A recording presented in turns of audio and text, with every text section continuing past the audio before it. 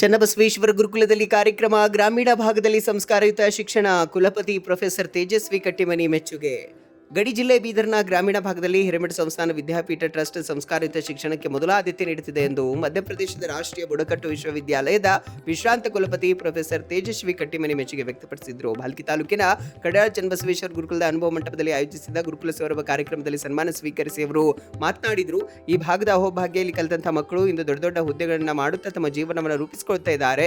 ಪೂಜ್ಯರು ಮಾಡುತ್ತಿರುವಂತಹ ಶೈಕ್ಷಣಿಕ ಸೇವೆ ಅಮೋಘವಾಗಿದೆ. ವಿದ್ಯಾರ್ಥಿಗಳು ದೊಡ್ಡವರಿಗೆ ಗೌರವ, ಪ್ರಾಣಿಗಳಲ್ಲಿ ದಯೆ, ಹಸಿದವರಿಗೆ ಅನ್ನ, ಹೆಣ್ಣು ಮಕ್ಕಳಿಗೆ ಗೌರವ, ಪರಸ್ತ್ರೀಯರಲ್ಲಿ ಅಕ್ಕ ತಂಗಿಯ ಭಾವ, ಅನ್ನ ಎಷ್ಟು ಬೇಕೋ ಅಷ್ಟೇ ತೆಗೆದುಕೊಳ್ಬೇಕು. ಇವತ್ತಿನ ಕಾಯಕ ಇವತ್ತೇ ಮುಗಿಸಿ ಇವೆಲ್ಲವೂ ನಮ್ಮ ಜೀವನದಲ್ಲಿ ಅಳವಡಿಸಿಕೊಳ್ಬೇಕು. ಪೂಜ್ಯರು ಇಲ್ಲಿ ಶಾಲೆ ನಡೆಸುತ್ತಿಲ್ಲ, ಬದಲಾಗಿ ದೇಶ ಕಟ್ಟುವವರನ್ನ ತಯಾರಿಸುತ್ತಿದ್ದಾರೆ. ಯಾವುದೇ ಕೆಲಸ ಚಿಕ್ಕದೆಂದು ಭಾವಿಸಬಾರದು. ಬಸವಣ್ಣನವರು ಕಾಯಕವೇ ಕೆಲಸ ಎಂದು ಸಂದೇಶವನ್ನ ಸಾರಿದ್ದಾರೆ. ನಾವೆಲ್ಲರೂ ದೊಡ್ಡ ದೊಡ್ಡ ಕನಸುಗಳನ್ನ ಕಾಣಬೇಕು. ಇಲ್ಲಿಗೆ ಬಂದು ನನ್ನ ಹೃದಯ ತುಂಬಿ ಬಂದಿದೆ ಎಂದು ನುಡಿದರು.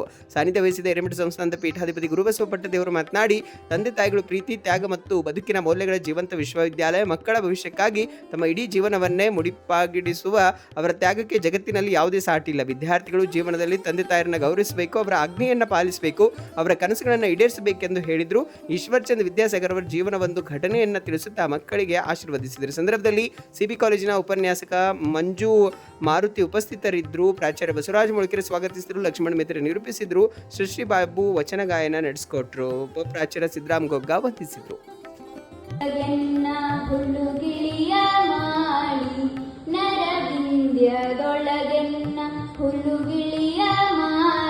ಸಲ್ಲಿಸಿ ಕಾರ್ಯಕ್ರಮಕ್ಕೆ ಸ್ವಾಗತವನ್ನು ಬಯಸುತ್ತೇನೆ.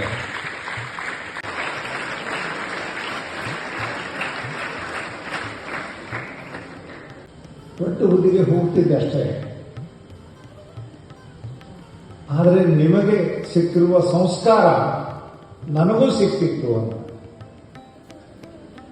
ತಮಗೆ ಗೊತ್ತಿದೆ.